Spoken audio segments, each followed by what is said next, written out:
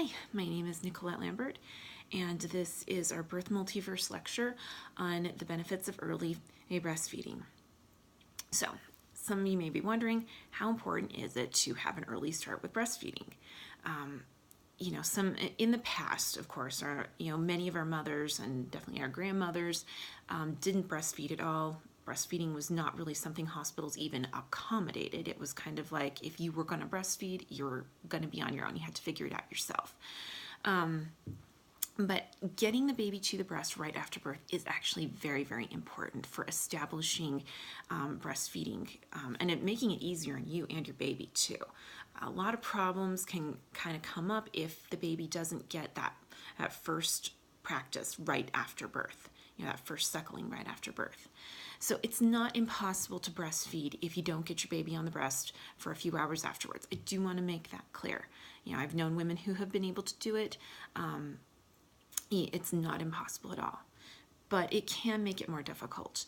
So ideally, your baby will be on the breast within minutes after birth, not even like 10 minutes, 20 minutes, just a few minutes after birth. Ideally, the baby should be on skin-to-skin contact on your chest and start to suckle at the breast, start to be able to suckle at the breast, or at least try to. Now, your baby probably isn't going to do a whole feeding within those first few minutes. And sometimes, especially if you have like friends, relatives who don't really have a lot of experience with breastfeeding, and they see, the baby is right there on the breast minutes afterwards, and the baby isn't taking this full feeding right away, they start freaking out and saying, oh, well, there must be a problem. Are you making enough milk? Something like that. You have to remember that, first of all, babies are not going to be born with an empty tummy. They actually are born with meconium in their intestines. They aren't going to need to have this full feeding right afterwards. What we really want to do with that first feeding in those first few minutes is to get the gears going, get the instincts to kick in, and get the baby to start really learning and practicing is really kind of what it is. That the baby starts to practice in those first few minutes, taking the breast, latching and suckling.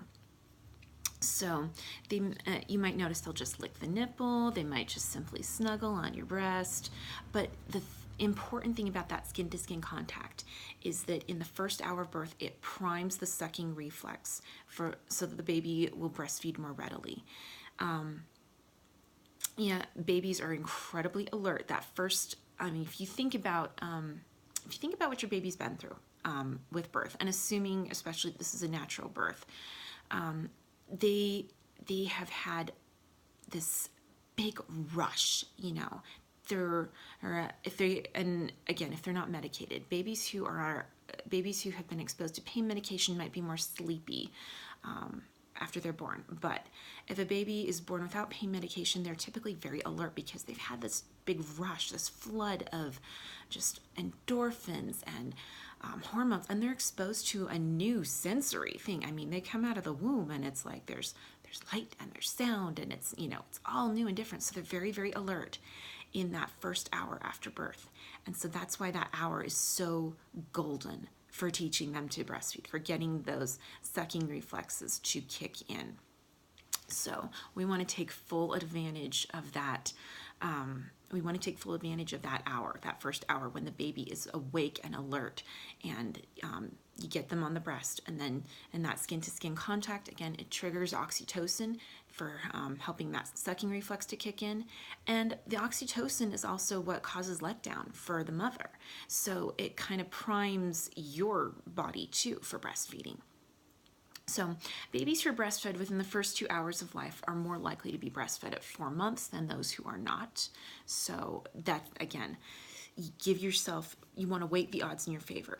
And it's not impossible if your baby isn't breastfed for a few hours after birth. It's not impossible to start breastfeeding and even continue, but it's going to make it a lot easier. About 1.5 hours after birth is when babies hit that sleepy phase, and they go to sleep.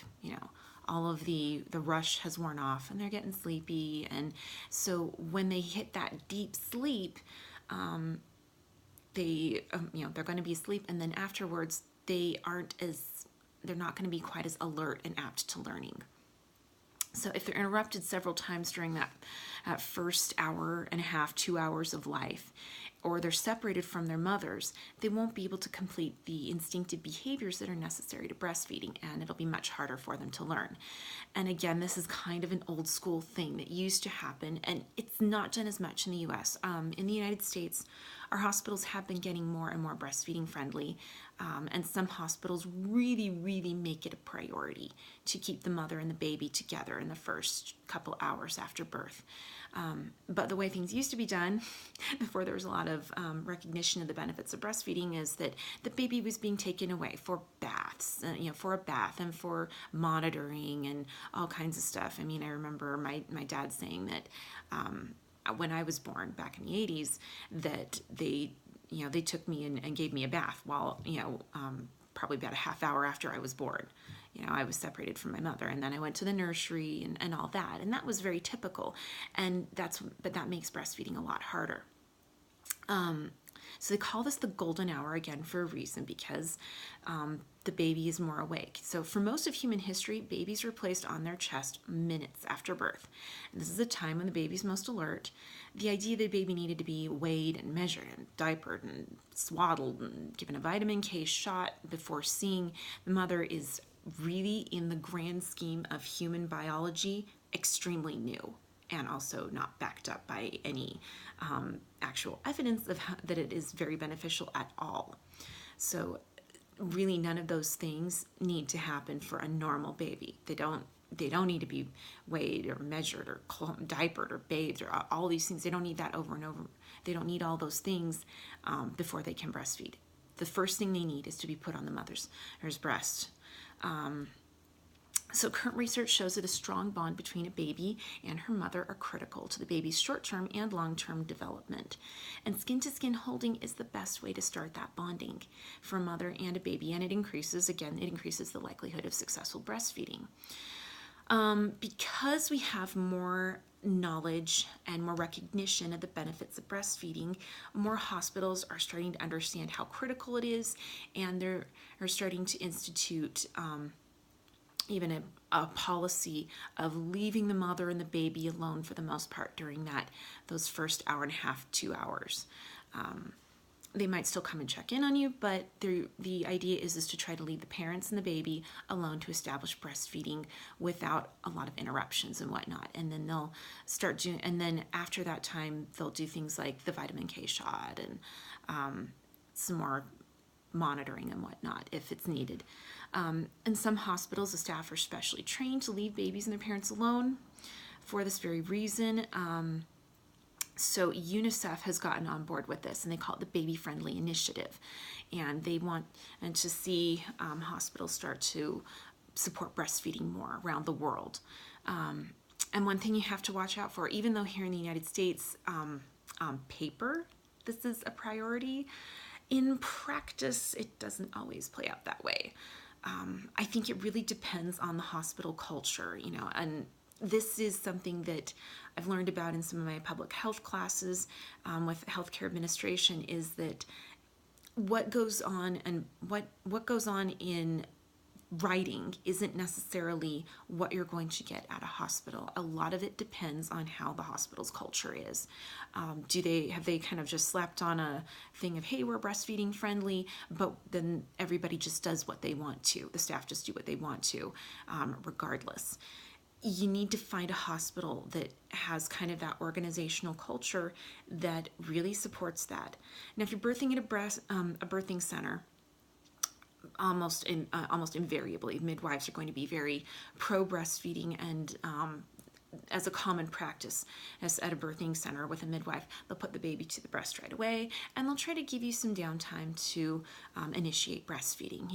You stay for a couple hours at the birthing center to kind of recover, and then you go home. And during that couple hours, the idea is that you're able to establish breastfeeding. And if you do have questions, the midwife or her apprentices are generally there to answer some questions for you.